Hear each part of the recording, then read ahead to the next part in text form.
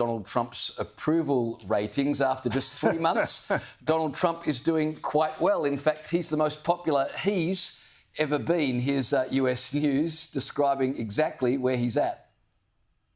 Let's just start with Trump himself, that 47% job approval rating. Two ways of looking at this. First of all, if you compare Trump to every recent president, this point after coming into office, Trump's number here is the lowest, significantly the lowest of any of his modern predecessors, except Donald Trump in his first term. He was at 40% at this point in 2017. So Donald Trump is beating himself, which is quite an accomplishment.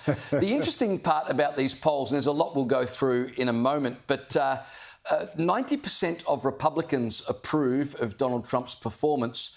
Only 4% of Democrats approve of Trump's performance. Now, you might say, well, that's obvious, but that's the largest gap in approval of a president between Republicans and Democrats in close to 100 years, Joe. It just goes to show how incredibly divided America still is, even though a lot of Americans do believe for the first time, well, more Americans than in the past 20 years now believe America's on the right track, but still an incredibly divided nation. Yeah, it's incredibly divided. And also, I think that figure kind of comes on the back of America for the first time in the sort of mid-2010s, 2020s, actually suddenly starting to doubt itself and suddenly think, hang on, maybe we are a washed-up superpower. Maybe our best days are behind us. And remember, you know, we had the American century in the 20th century, but America has only been a global superpower for about 100 years. You look at places like, you know, China, it's been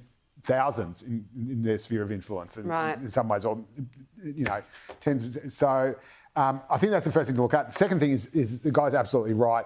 You can only compare Donald Trump with Donald Trump because everything else is apples with oranges, because he is so different to every other former president that the normal sort of rules don't apply. And the reason why more people will disapprove of him, even though he's just won this massive landslide election, including both houses of Congress, is because the people who approve of Donald Trump really, really, really, really, really approve of him, and they will go and get out to vote for him, where you'd have a whole bunch of people, including registered voters, who would say, yeah, I don't approve on him, and then go and, you know, smoke another bong on the couch or whatever it is they do. But this guy electrifies people and gets out the vote. Interestingly, the only thing he's got a mega net approval rating on in terms of issues is border security and immigration, which just goes to show how stupid the Democrats were to open the floodgates again, especially when they didn't have to do anything. All they had to do was say, oh, well, Donald Trump's built the wall, shut the gate, we'll just keep it shut, and then, you know, bitch and moan about it a little bit. But basically, because that is what any, like, if Labor got that, well, again, they didn't exactly do that in 2007, but they learnt pretty quickly. You just let the Libs and the coalition, the right, do all the tough on popular stuff that you secretly want to do, and say, well, they did it and now we can't really undo it, and then talk about something else like health and education.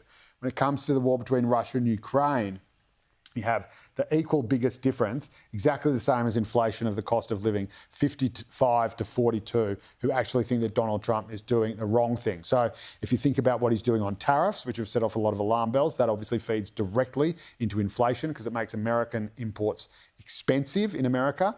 And if you look at, of course, where the mainstream sits on Ukraine, clearly, overwhelmingly, it is pro-Ukraine and in opposition to Donald Trump's position. So there you go, America. Hope you're watching.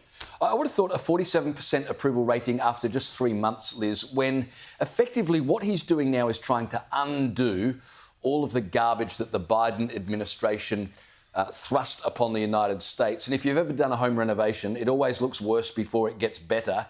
So if Trump is going this well compared to his previous term after just 3 months, I reckon if you check back in a year, after he's made good progress undoing all the stuff he wants to undo before he can start implementing his full agenda, he's doing quite well. Yeah, look, it's an early judgment call. I mean, these are very, very early days of this new Trump administration. But a lot of the headlines that we're seeing coming out of America singing the guy's praises, and I've always been pretty outspoken in my support of Trump. But as someone who I would consider a Trumper, I've been disappointed by quite a few things that the admin has done so far.